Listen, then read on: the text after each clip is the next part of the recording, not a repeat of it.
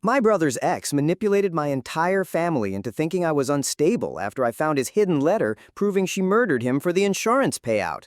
So I got in touch with the family of one of her past victims and exposed her deadly pattern. I was 15 when my brother's pregnant ex-girlfriend moved in. My brother had been gone for 3 weeks, a sudden sewer slide no one saw coming. One day we were making plans about what movie to watch on New Year's Eve, and 6 days later, I was standing outside the funeral home, sobbing into my comfort blanket. I was sitting at our kitchen table when Mom announced that Elise, Daniel's ex-girlfriend, would be moving in. She's 4 months pregnant, Mom said, like that explained everything. It's what Daniel would have wanted. Let's make her feel welcome. So I tried. When Elise walked in carrying just 2 suitcases, her hand on her tiny bump, I helped her wheel them inside. She'd never called our parents Mom and Dad when Daniel was alive, but suddenly she was collapsing into my mother's arms, weeping, "Mom, I don't know what I'd do without you." They gave her Daniel's old room immediately. At dinner, she took his usual seat without asking, and Dad told me to give her Daniel's favorite mug for her decaf coffee. "I know this is hard, sweetie," Mom said when she caught me staring, "but Elise and the baby need us." The next few months were hell. I buried the weight of my grief under good grades and fake smiles. I bit my tongue when my parents transferred my entire college fund to Elise's baby fund without hesitation. When she asked to wear Daniel's clothes, I said yes through gritted teeth, said it made her feel closer to him. My parents gave her everything, his car, his laptop, access to his bank accounts, all for the baby. Mom didn't notice when I started failing my classes or when I began wearing long sleeves. She was too busy organizing baby showers and prenatal visits. Meanwhile, I played the same Beatles song on my Alexa for hours every day. "Here Comes the Sun," Daniel's favorite. Every night at dinner, I smiled while she sat in his chair and told stories about him that didn't sound right. I still started iMessage games in our chat every night, even though I knew I was just playing alone. My parents screamed at me for visiting the cemetery, for refusing to let go, so I always went alone with my blanket, napping beside his grave like it was his bedroom floor. Elise tried to give me advice, saying things Daniel would have said, but Daniel never gave advice. He just listened and cracked dumb jokes until I felt better. The breaking point came on what would have been Daniel's 18th birthday. The Arctic Monkeys, his favorite band, were performing nearby, and I was planning to scream every lyric to his favorite songs. But when I mentioned it at breakfast, Elise's face tightened. Actually, I already booked the lake house for my gender reveal party that day. Daniel would want us celebrating new life, not clinging to death. I begged my parents to let me attend both the concert and the party. Mom looked like I was deranged. "How could you try to ruin this for Elise?" Dad slammed his coffee mug down. "Daniel's baby is our future. You need to stop living in the past. You will be at the party. You will smile, and you will stop making everything about your grief." Something in me cracked. Daniel didn't even want kids yet. He told me he wanted to wait until, well, Daniel isn't here to want anything, is he? Elise interrupted, her perfect widow act slipping for just a second. I knew there was no point trying to reason with them, so I sighed and went to take a depression nap. When I woke up at 1 a.m., I staggered over to my shelf to check my hidden box of Daniel's stuff, except it was gone. Completely disappeared. To concert tickets, photos, the silly friendship bracelet he made me, vanished like they never existed. I brought it up at breakfast. Elise just smiled. "I donated them. You were having trouble letting go." My parents nodded approvingly. I took another 4-hour nap. The gender reveal was torture. Elise announced the baby would be named Daniel Jr., Xena if it was a girl, and everyone cooed while I wanted to scream. That night, scrolling through his Facebook and wondering what I could have done differently, I realized something. I didn't want to forget Daniel's voice, so I did what any rational teenager would do in that situation. I broke into his laptop looking for audio files, anything with his voice. But what I found made me sick. His browser history was full of searches about how to leave a pregnant partner. There were screenshots of Elise's texts to someone saved under Darren Work, Heart, planning secret meetups. Daniel had been tracking her location. He'd figured out she was lying about where she was going. There were journal entries, pages of them, about feeling trapped, about Elise mentioning his life insurance way too often, about his coffee tasting strange.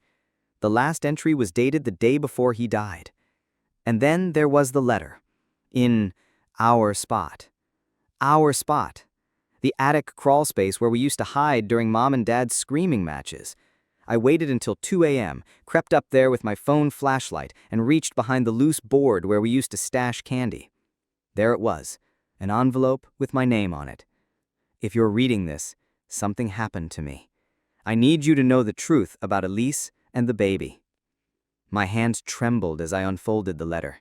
Daniel's handwriting stared back at me, shaky, but definitely his. The baby isn't mine. I overheard Elise on the phone with Marcus admitting it, and I've been recording her drugging my coffee. The words blurred as tears filled my eyes. I slapped my hand over my mouth to muffle the sobs. Daniel had known. He'd been trying to protect himself, trying to gather evidence, and something had gone horribly wrong. Footsteps creaked on the stairs below. I shoved the letter under my mattress just as my door opened. No knock. Elise stood there, wearing one of Daniel's hoodies, her hand resting gently on her bump. "Can't sleep either?" she asked sweetly, but her eyes swept the room, noting every detail.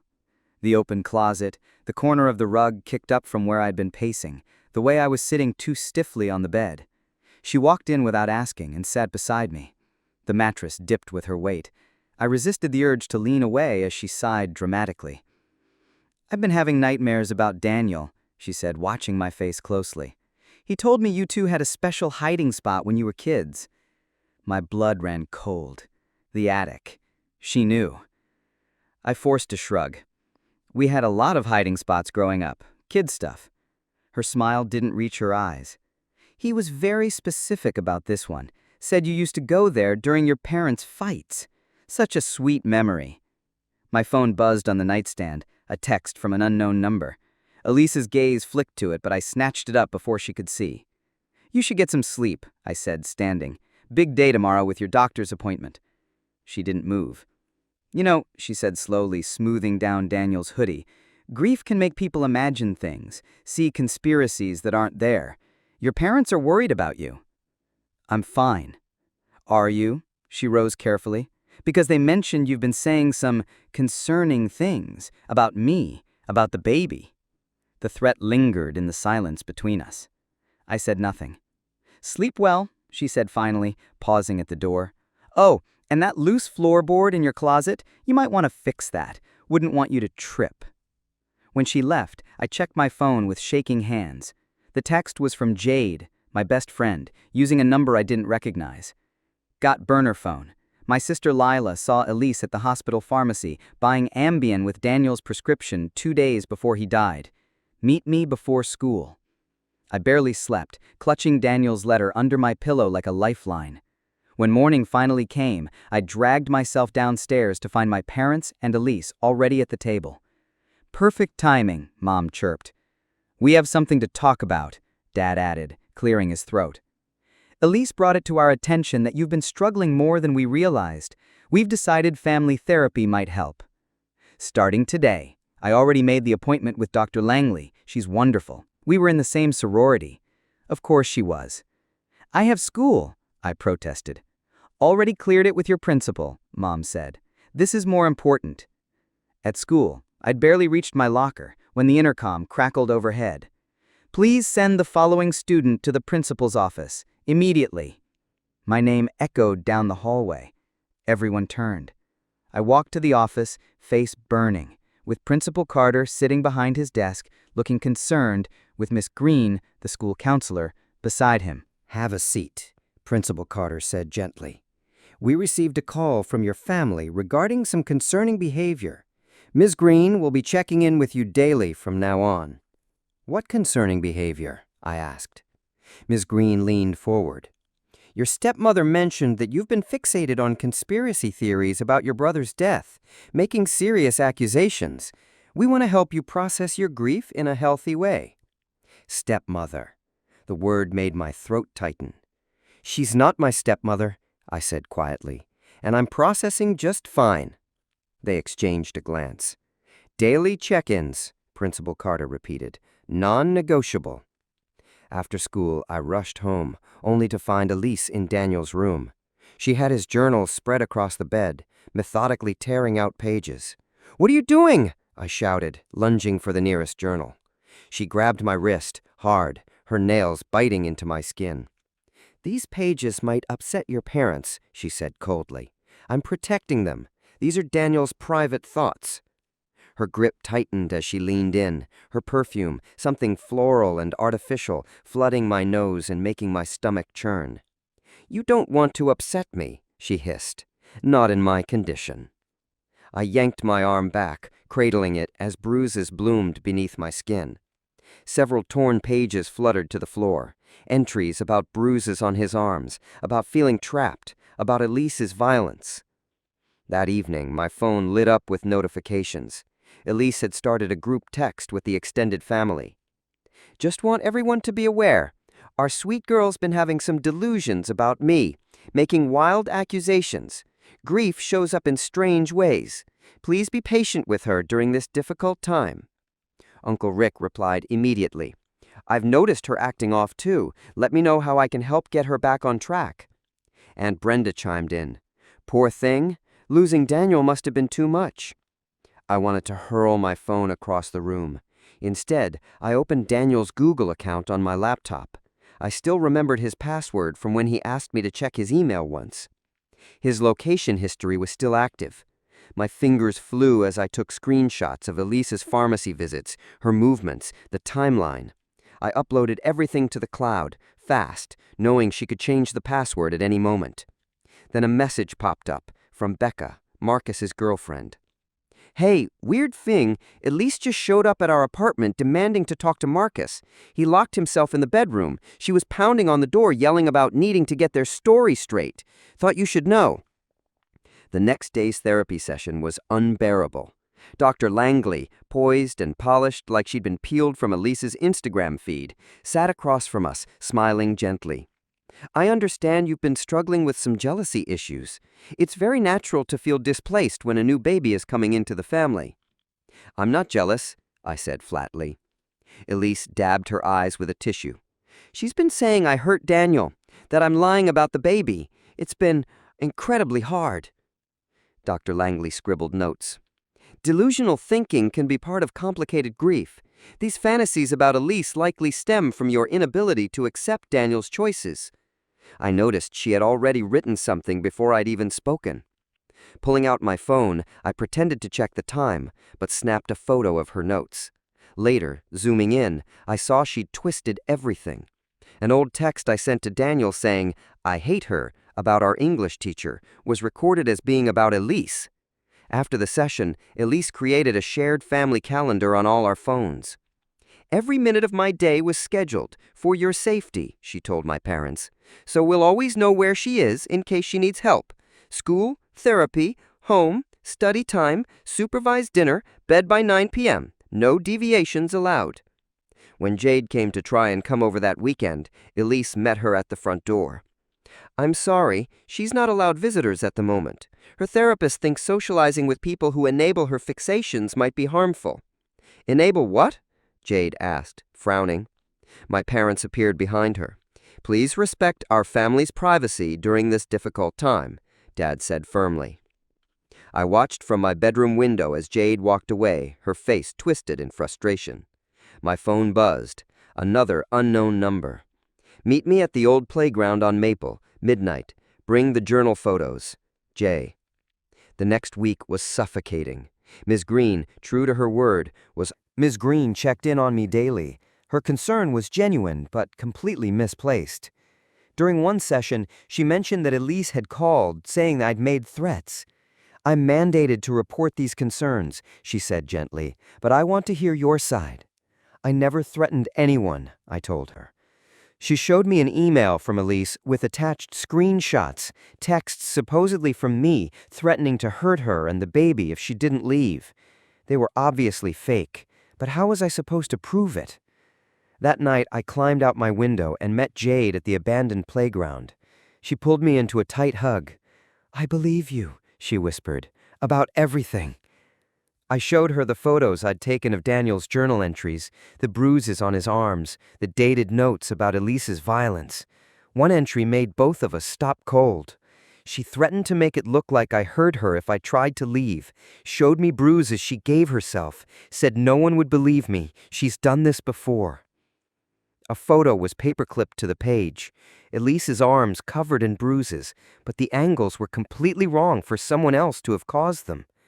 "This is blackmail," Jade breathed. "We need to document everything." We spent over an hour photographing every page, uploading it all to multiple cloud drives. Jade handed me one of her burner phones. "My mom's friend is a lawyer," she said. "We're going to figure this out." Walking home in the quiet dark, for the first time in months, I felt a flicker of hope. Maybe Daniel's truth would finally come out. The next morning at the grocery store, Jake, one of Daniel's coworkers, pulled me aside near the frozen section. "I need to tell you something," he said, lowering his voice. "The week before Daniel died, Elise came to our job crying, claiming he abused her, made a whole scene. But later, I saw her in the parking lot during my break. She was sitting in her car laughing, like really laughing, taking selfies. It was off." "Would you tell my parents that?" I asked desperately. He hesitated. "I don't want to get caught in family drama." "Please, Daniel was your friend." He sighed. "I'll think about it." I started noticing patterns in Elise's behavior. Morning sickness that only showed up during arguments. Plenty of energy for shopping trips, but too tired to help with anything around the house. The baby bump that seemed to grow or shrink, depending on what she wore. At dinner, she picked at her food, claiming nausea. "The baby's been so active today," she said with a smile, rubbing her stomach. But when Mom suggested she lie down and rest, Elise perked up the moment her phone buzzed. "Oh, Marcus is having a bit of a crisis," she said lightly. "I should call him. You know, for closure." She practically skipped out of the room. Later that week, Marcus's sister contacted me through Jade. We met at a coffee shop 2 towns over. "My brother's best friend, Tom Chen, died last year," she said softly. "Almost identical circumstances. His pregnant girlfriend moved in with the family after he passed, then disappeared when people started asking questions." My heart dropped. "What was her name?" I asked. "Jennifer Walsh, but Tom mentioned she had changed it once before." That night, I created an anonymous blog. I documented everything: the timeline, the evidence, Daniel's journal entries. I posted from the library computer during my supervised study periods, deleting all browsing history before I left each time. When Elise tried to log into my social media accounts, the 2-factor authentication blocked her. She complained to my parents about technical issues. "Maybe it's just baby brain," I said innocently, "forgetting your passwords and all that." For a split second, the mask slipped. Pure rage flashed in her eyes before the sweet smile returned. A few days later, Mrs. Chen down the street stopped me as I was taking out the trash. "I've been meaning to tell someone," she said, glancing around nervously. "The night Daniel died, Elise was at my house, borrowed my car around 2 a.m. for some emergency, brought it back 2 hours later with mud all over the tires. Thought it was strange." The pieces were falling into place. The Ambien, the borrowed car, the timeline that didn't match her story. At dinner that evening, Elise cleared her throat. "I've scheduled more family therapy," she announced. "Dr. Langley thinks we might need something more intensive." She didn't look at me. "I just worry about the stress affecting the baby. Daniel would want his child to grow up in a peaceful environment." I bit my tongue so hard I tasted blood. Daniel's child. The baby that wasn't even his. That night, I heard Elise on the phone in Daniel's room, her voice low and urgent. "The kid knows something. No, I can't just leave yet. The insurance money? I know what we agreed, but this family has more than—" "Don't threaten me." I pressed my ear to the wall, straining to hear more, but she must have moved away. The next morning, I came downstairs to find my bruised wrist printed and neatly filed in a medical report left on the kitchen table. "Evidence of self-harm," Elise said sadly to my parents. "Dr. Langley says it's escalating." I pulled up my sleeve. The bruises were clearly finger marks, deep and narrow. But the photos were taken at an angle that made them look self-inflicted. "She grabbed me," I insisted, "when I tried to save Daniel's journals." "Sweetheart," Mom said gently, "Elise showed us the hallway footage. You were alone when you went into Daniel's room." "What footage?" I asked. "We don't have cameras inside." Dad sighed. "The new security system Elise installed for safety." The walls closed in. She was rewriting reality, and they believed her version. But Daniel's letter was still hidden under my mattress. His truth was still intact. And somewhere, Tom Chen's family had their own unanswered questions about a woman who might have once been Jennifer Walsh before she became Elise. I saw the pattern clearly now, exactly like Daniel had described in his journal. Public sympathy, private threats, isolation tactics. The realization made my skin crawl as I watched her put on her morning performance, dabbing fake tears while telling my parents how worried she was about my deteriorating mental state. During lunch, Emma, Jade's sister, the hospital nurse, texted me. She'd checked the pharmacy records. Elise had picked up Daniel's Ambien prescription the day he died. Security footage showed her leaving with a full bottle, enough to kill if mixed with alcohol. The timestamp matched Mrs. Chen's memory of Elise borrowing her car at 2 a.m. that night. Elise must have sensed her control slipping because her next move was cold and strategic. She showed up at Jade's house with a box of homemade cookies and tears streaming down her face. Jade watched from her bedroom window as Elise tried to convince her mom that I was spiraling, that Jade was enabling dangerous delusions. But Jade had already warned her. Her mother politely but firmly told Elise she trusted her daughter's judgment and asked her to leave. That small win gave me hope, but I knew I had to protect the evidence. I took Daniel's letter out from under my mattress and photographed every word with the burner phone Jade had given me. I hid the original in a tampon box in my bathroom, the one place Elise wouldn't dare search. Then I uploaded the images to 3 separate cloud accounts, each with different passwords. Afterward, I wiped the phone's history clean. My parents took me to the police station that weekend. "Just a wellness check," they said. They told the officer they were concerned about my mental health, that I'd been making accusations about Elise. The officer listened carefully, then explained that unless there was immediate danger to myself or someone else, there was nothing he could do. I said nothing, because saying anything would make me look unhinged. That evening, I got a message through my anonymous blog. It was from Derek, Daniel's old gaming friend. He'd been following my posts. He offered to share screenshots of his final chats with Daniel, messages about how scared he felt, about Elisa's mood swings, about bruises he couldn't explain. He even had the last message Daniel sent. "I'm leaving tonight, gonna stay with a friend. I can't do this anymore." And then Marcus's sister showed me something that made my blood freeze. She'd tracked down Elise's old social media accounts under the name Jennifer Walsh. The photos were unmistakably her, just with different hair. There were selfies with her boyfriend Tom, pictures of them together, then nothing. The account went dark right around the time Tom died of an accidental overdose. She also had a newspaper clipping. It mentioned Tom had recently upped his life insurance and that his girlfriend was pregnant. Sound familiar? The parallels were impossible to ignore. Same substances, same circumstances, same pattern of moving in with the grieving family. When my parents confronted me about the blog posts that had begun circulating among Daniel's friends, I stayed calm. I pulled up one particular journal entry, Daniel writing about how scared he was, how Elise kept bringing up his life insurance during arguments, how he felt like he couldn't leave. Dad's face changed as he read the handwriting he knew belonged to his son, Daniel's fear plain on the page. Elise's reaction was swift and strategic. She announced she was moving up the wedding to my father. She claimed it was to honor Daniel's memory and provide stability for the baby. The ceremony would be small, family only, in 2 weeks. Once she became Dad's legal wife, she'd gain access to everything, the house, the bank accounts, the life insurance policies that covered our entire family. Jake finally found the courage to speak up.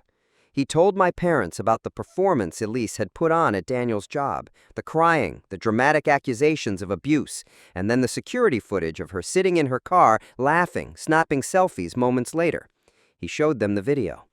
Mom's face went pale as she watched Elise's seamless shift from weeping victim to gloating actress in a matter of minutes. The mask began to slip more often after that.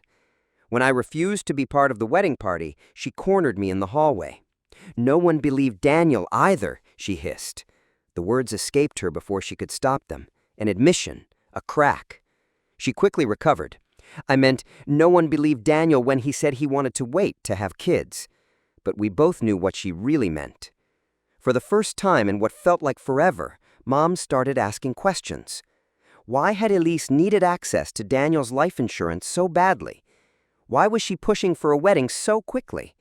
Why did her stories about Daniel keep shifting? She pulled me aside one evening, quietly, and asked me what I thought. And this time, finally, she listened. Marcus agreed to meet with me not long after.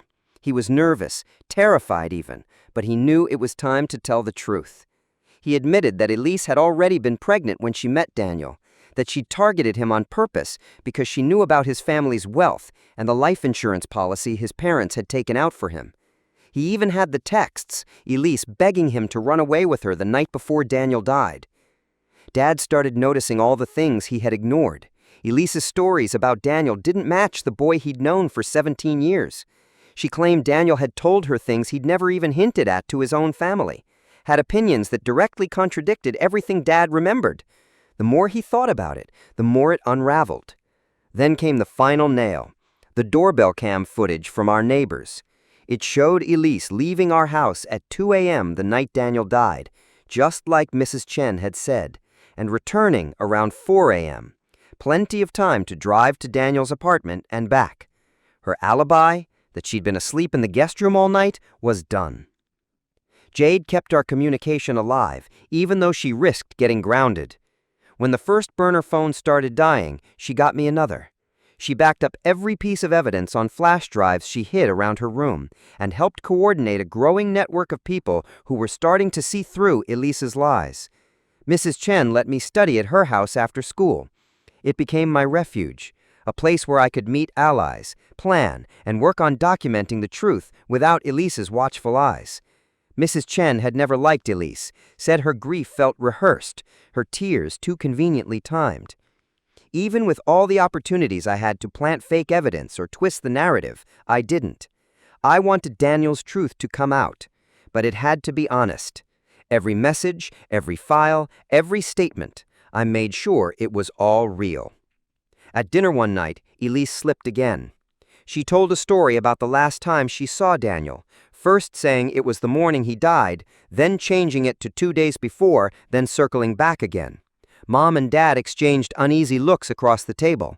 The cracks in her story were getting too big to hide. Marcus agreed to meet me in secret at a diner 3 towns over. He was shaking as he told me everything. Elise had been with him the night before Daniel died, begging him to leave town with her. She said Daniel was getting suspicious, that her plan was unraveling. She cried about feeling trapped, about needing money to start over. When Marcus refused to help, she'd left in a rage. That was the beginning of the unraveling. Elise's carefully polished image began cracking, in public. Jake, Mrs. Chen, and Emma started comparing notes at the grocery store. Their hushed conversations grew louder, drawing attention. Other neighbors began sharing their own odd observations.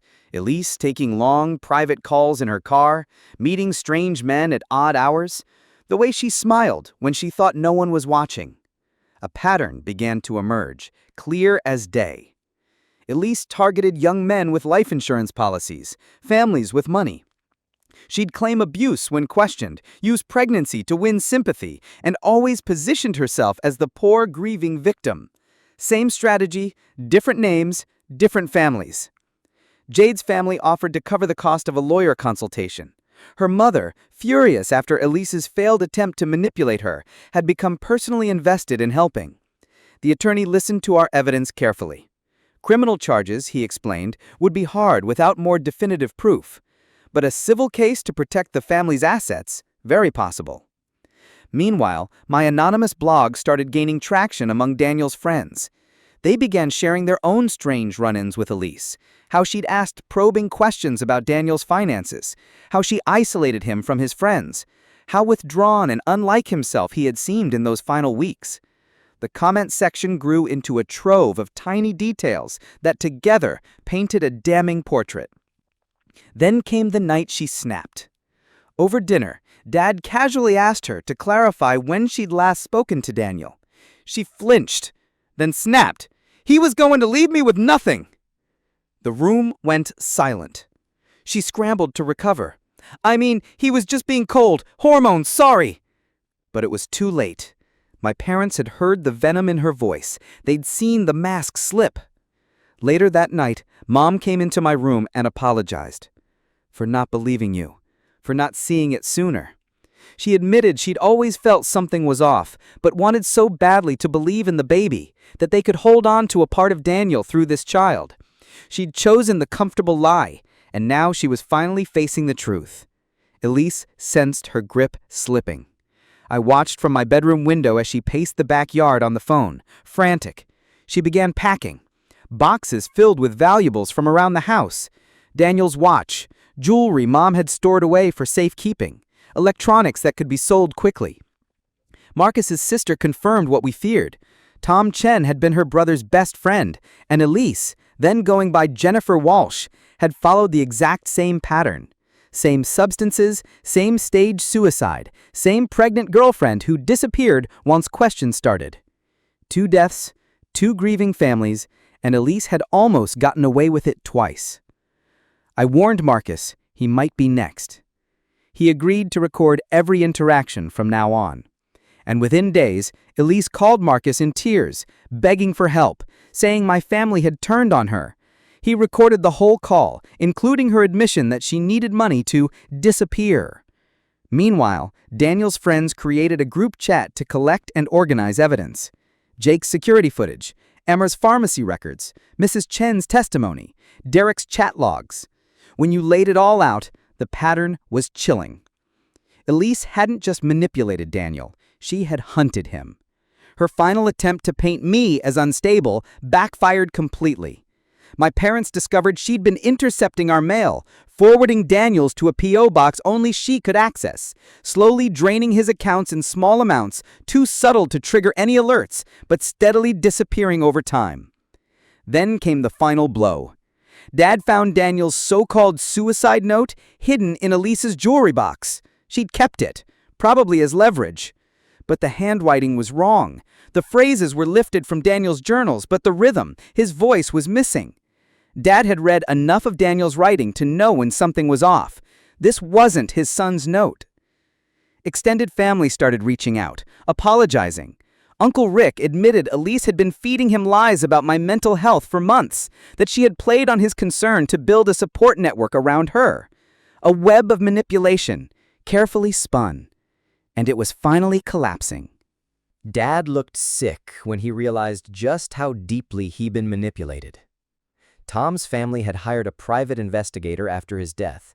They shared the full report with us, and the similarities were impossible to ignore. Same pattern of isolation, same gradual financial exploitation, same sudden suicide after a suspicious increase in life insurance coverage.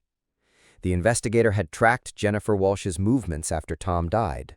She'd gone off the grid for 6 months before re-emerging as Elise.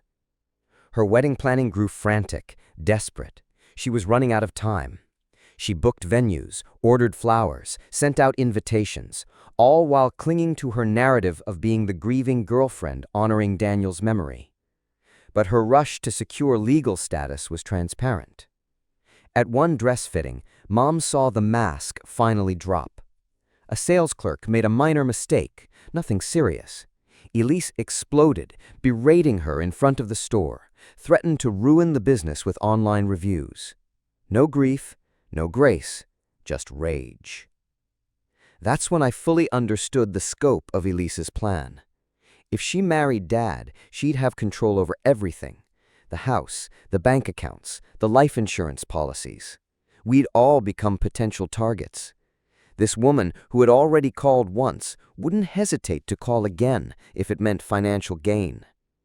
Instead of confronting her with emotion, I presented the full case to my parents, calmly, methodically. I laid out the timeline, the statements, the recordings, the documentation. No emotion, just truth. It was more powerful than any accusation I could have shouted. One by one, extended family began backing out of the wedding. They said the timing didn't feel right, that Daniel's memory deserved better, that something about the whole thing felt off. Elise watched her carefully constructed world begin to collapse. Her support system dissolved. The evidence spoke louder than her performance. The recordings with Marcus sealed it, her voice clear as day. I chose Daniel because his family had money and because he was weak enough to control. She laughed about manipulating grieving families, bragged about her success with Tom. My parents called off the wedding, indefinitely. She smiled sweetly, but I saw it in her eyes, the panic, the fury. Predators like Elise always have one more move to play. Her final play was desperation disguised as vulnerability. She claimed pregnancy complications, said she needed money for urgent medical care, produced fake hospital bills, staged phone calls with doctors, even wore a larger prosthetic bump to look further along. Dad asked for documentation, real records from real doctors. She stalled, made excuses, blamed hospital delays. But there were no complications because there was no pregnancy, not with Daniel's child. Then, like fate stepping in, one more door slammed shut. Elise's ex-boyfriend before Daniel showed up at our house. He was furious, demanding repayment for the money she stole, and he brought proof. Paternity test results showing he was the actual father. Bank statements, conversations, evidence Elise had been plotting this con for over a year. For the first time since Daniel's death, my family stood firmly with me. Mom apologized, not just with words, but with accountability. She admitted she'd chosen the comfortable lie over the painful truth. She'd wanted the baby so badly, wanted a piece of Daniel to hold on to, and ignored every red flag. Then came a message I hadn't expected. Tom's mother. She reached out personally, offered to share their full investigation file, promised her support with any legal action. She said she had waited 2 years for another family to see through the woman who took her son. Now, finally, she had allies. I presented the entire timeline at a family meeting. 2 victims, same method, same lies, same exploitation of loss and grief. The pattern couldn't be denied when laid out clearly. Elise had refined her scheme with each target, but the bones were always the same. Marcus provided the final nail in the coffin, a recording of Elise laughing as she confessed. I chose Daniel because he had money and because he was soft, easy. Tragedy pays if you play it right. Mrs. Chen testified. Mrs. Chen testified to our family that Elise had specifically asked to borrow her car the night Daniel died, saying she needed to talk to him about the baby. She returned the car hours later, with mud caked on the tires from the dirt road leading to Daniel's apartment complex. Mrs. Chen had kept quiet out of respect for our grieving family, but now she understood what that detail meant. The complete case file painted a devastating truth. Elise's pattern stretched back at least 2 years, 2 confirmed deaths, with Marcus likely intended as the third if her plan with our family had failed. Her method never wavered. Target vulnerable young men with financial assets, claim pregnancy, exploit the grieving families, and vanish when scrutiny arose.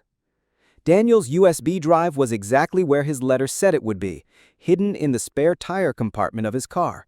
Inside were audio recordings of Elise drugging his coffee, photos of bruises she'd left, a detailed timeline of her psychological and physical abuse. Daniel had been building a case against her, methodically documenting everything. The final audio recording was from the night before he died. Elise's voice was clear, threatening to accuse him of assault if he dared to leave. Our entire family gathered in the living room for what would be the final confrontation. Dad handed Elise a formal eviction notice, with Uncle Rick present as a witness. The document gave her 24 hours to vacate the property. Elise's face cycled through emotions, shock, rage, before settling into practiced tears. She pulled out her phone, voice trembling, threatening to call the police. She began detailing the story she'd tell, how Dad had grabbed her, pushed her, threatened her and the baby. The same script she'd used with Daniel, and with Tom. My phone died in that exact moment, the recording of her confession to Marcus locked inside. The one piece of evidence that could destroy her story instantly. I saw the hesitation spread across the room, the doubt creeping back in. Elise clutched her stomach, sobbing about stress, about Daniel's family turning against his child. Then, Mom stepped forward. Her face was calm but firm, her eyes locked on Elise's belly, or rather, the absence of one. The pregnancy bump Elise had been sporting the day before had vanished. In her panic, she'd forgotten to wear the prosthetic. The supposedly 7-month pregnant woman now had a perfectly flat stomach. While the family scrambled to decide what to do next, I slipped out the back door and ran. My legs burned as I raced through the neighborhood, every second counting. Jade was already at the door, her laptop open, the cloud backup loaded and waiting. Her mom was on the phone with Tom's family, coordinating final details. Tom's mother had been waiting for this moment for 2 years. She sent a complete dossier to our entire family mailing list. The private investigator's report documenting Elise's identity changes, financial records showing Tom's drained accounts, witness statements from Tom's friends describing Elise's behavior, screenshots, photos, everything. It was a comprehensive, undeniable case. 2 hours later, Elise returned from the police station to find our entire family assembled in the living room, and Tom's mother, who had driven 3 hours to be there, sitting silently in the corner. Elise froze. Recognition flickered across her face. Her confidence evaporated. Each person in the room presented their evidence methodically. Jake played the security footage, Elise laughing and taking selfies after her breakdown at Daniel's workplace. Emma read out the pharmacy records and the precise timeline of the Ambient prescription. Marcus's confession played from multiple phones at once, his voice shaking as he described Elise's threats and manipulation. Mrs. Chen walked through the car borrowing and return timeline that placed Elise at Daniel's apartment the night he died. Then, Tom's mother stood and delivered the final blow. Elise hadn't even received the full insurance payout from Tom's death. The company had been suspicious. She needed a new victim, another grieving family. That's why she targeted Daniel. And she would have done it again with Marcus, or someone else if we hadn't stopped her. Finally, Daniel's friend, who worked at a law firm, arrived with a document that changed everything. Daniel had updated his will 1 week before his death. He had left everything, his accounts, his belongings, his car, even the insurance money, to me, not Elise. Daniel had known something might happen. He'd taken steps to protect what he could. The will was properly witnessed, notarized, completely legal and binding. The decision was mine. Pursue criminal charges that would lead to a long, traumatic trial, or let Elise leave with the promise that if she ever contacted our family again, we had enough evidence to bury her. I looked around at my parents' exhausted faces, at Tom's mother, who had been fighting this battle for 2 years, at the friends and neighbors who had risked so much to bring the truth to light. I chose to document everything with the police, but asked them to prioritize our healing over a drawn-out legal battle. The detective took our statements, collected every piece of evidence, and assured us that both deaths, Daniel's and Tom's, would be fully investigated. Tom's case would be reopened. Justice might be slow, but it would come. Elise packed her things under the watchful eyes of our entire family. She made one last desperate attempt to manipulate us, claiming she was really pregnant, that we were throwing out a helpless mother-to-be. No one said a word. The girl who cried wolf had finally exhausted all credibility. When she tried to take Daniel's laptop, claiming it held important photos, Dad stepped between her and the doorway. He pulled out his phone and calmly told her that if she didn't leave immediately, the police would be called again. That's when Elise's mask fell completely. Her face twisted with fury. She turned to Mom, trying to appeal to maternal instinct, sobbing that she was alone and scared and pregnant. But Mom didn't flinch. She stood shoulder to shoulder with Dad, their front finally united. Even she, who had once clung to the hope that the baby was Daniel's, could see through the deception now. The lies were too many, the truth too obvious. When Elise refused to leave, the police were called to escort her off the property. 2 officers stood by while she loaded her car, making sure she only took what belonged to her. They served her with a no-contact order on the spot. If she came within 500 feet of any of us, she'd be arrested immediately. As her car pulled away, Elise looked back, her face cold, her eyes locked on mine. Her lips moved clearly enough for me to read them. Daniel was weak, just like you. Then she was gone. Her taillights disappeared into the night. That evening, we changed every lock in the house, updated every security code, installed a full surveillance system. The security company flagged our address for priority response. We weren't taking any chances. The following weeks were a blur. I started seeing a licensed grief counselor, one with no connection to Elise, no chance of manipulation. The therapist helped me untangle my mourning from the months of psychological torture I'd endured. Bit by bit, I began to separate my grief for Daniel from the trauma Elise had left behind. Daniel's real last message was hidden in a file on the USB drive, a video, recorded the week before he died. His face was pale, arms marked with bruises, but his voice was steady. He looked straight into the camera and spoke to me, told me to trust myself, that I was stronger than I knew. He said he knew I'd be the one to find the truth. 6 months later, our family gathered at the lake Daniel had loved most. But this time, it was for a proper memorial, not Elise's twisted gender reveal. His real friends came, the ones who'd helped expose everything. Tom's family stood with us. 2 families bound by tragedy, but also by truth. I spoke about the real Daniel, the brother who cracked dumb jokes when I was sad, who listened without judgment, who hid candy and our secret spot during our parents' worst fights. Not the version Elise had tried to create, the real person we'd lost. The grief was still there. It always would be. But it was honest now, not poisoned by lies. Elise was under investigation in both deaths. The detective called us with periodic updates. They were finding more names, more families, more evidence of Elise under different aliases, leaving chaos behind. But I didn't dwell on that anymore. Justice mattered, but healing mattered more. My college fund was restored thanks to Daniel's will. The money Elise had manipulated from my parents was slowly being recovered through insurance claims and legal processes.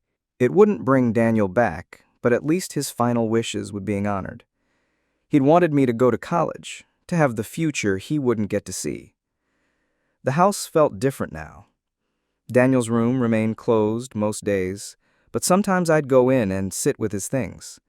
The journals Elise hadn't managed to destroy. His gaming setup, the silly friendship bracelet I'd found tucked in the back of his desk drawer. The pain of missing him hadn't faded, but it was no longer clouded by confusion or manipulation. I returned to school with my head held high. The whispers about my so-called mental breakdown faded as the truth spread through the community. Miss Green apologized for not seeing through Elise's lies, for letting the system be weaponized against me. Principal Carter removed all the fake documentation Elise had submitted from my school record. Through it all, Jade remained my fiercest ally. Her family had essentially adopted me during the worst months, giving me a safe place to land when my own home became a war zone. Our friendship had been tested by Elise's schemes, but it came out stronger. She believed me when no one else did. Our extended family slowly began to rebuild trust. Uncle Rick became one of my biggest defenders, furious at how Elise had manipulated him into doubting me. Aunt Brenda wrote long, heartfelt letters, apologizing for ever believing Elise's version of events. Even the once toxic family WhatsApp group became a source of support again. Marcus struggled with guilt. He'd been one of Elise's victims too, used and manipulated, but he still felt responsible for not speaking out sooner. He started attending a grief support group, working through his trauma. His testimony had been instrumental in exposing Elise, and I made sure he knew how much that meant. Jake, from Daniel's work, became a regular visitor. He carried guilt of his own for not saying anything when Daniel was alive. But I reminded him, Elise fooled everyone. He shared stories about Daniel at work, funny anecdotes, inside jokes I'd never heard before. It helped to know Daniel had found moments of happiness, even near the end. Mrs. Chen took me in as an honorary grandchild. She checked on me every day, brought food, and sometimes just sat beside me in silence. Her house remained a sanctuary, a place where I could simply be, without all the weight of the past.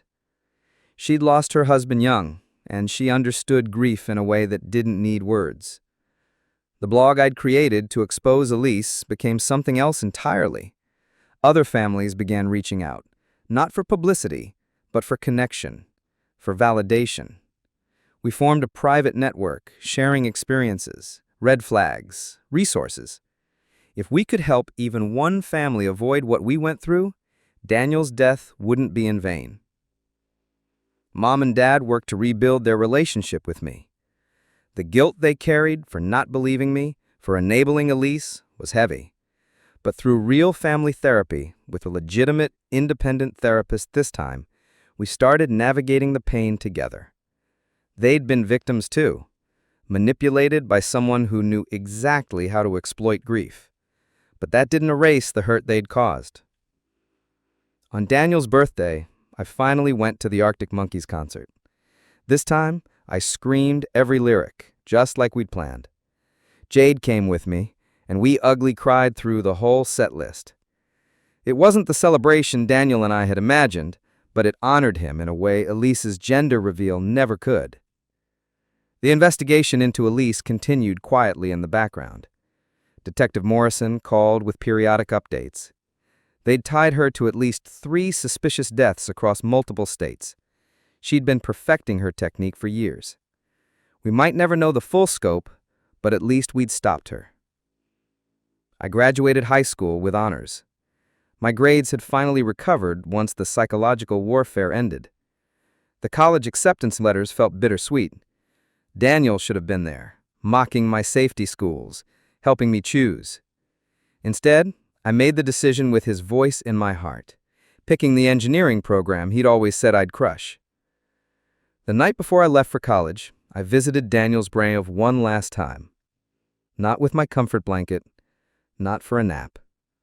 I stood tall, strong, and I told him everything. How we'd exposed Elise, how the family was healing, how his careful preparation had saved me. His impressive support system was finally in place, and I was strong enough to use it. Had saved all of us. I promised Daniel I'd live the life he wanted for me, to move forward, to find joy even with the grief. As I packed for college, Tom's mother sent one last message. Elise, under yet another alias, had been arrested in another state, caught while attempting to target a new victim. This time, she wouldn't slip away. The evidence compiled by our family, Tom's and others she had deceived, would ensure she never destroyed another life. Justice had finally caught up to her. My dorm room felt strange at first, too quiet after the chaos and fear that had filled the past year. But as I unpacked, I found something tucked carefully into the side pocket of my suitcase. Daniel's friendship bracelet, and a note from Mom. She'd saved it from the box Elise had tried to donate, kept it safe until I was ready to have it back. From that day on, I wore it every single day, Not just because of what it meant, but because of who gave it to me. A brother who'd loved me enough to protect me, even after death. None of the other students knew my story, and honestly, I liked it that way. I wasn't the girl whose brother died. I wasn't the teen who took down a predator. I was just another freshman figuring out how to do laundry, navigating lectures, trying to make friends. That anonymity felt like freedom. Late at night, when the weight of it all snuck back in, I'd replay Daniel's final message, the one hidden on his USB. Bruised and tired, but clear-eyed, he'd looked right at the camera and said, "Trust yourself. You're stronger than you think." He'd believed in me when everyone else doubted me. He trusted me with his final truth. And that trust had saved not just me, but our entire family. The truth had finally surfaced, just like Daniel always knew it would.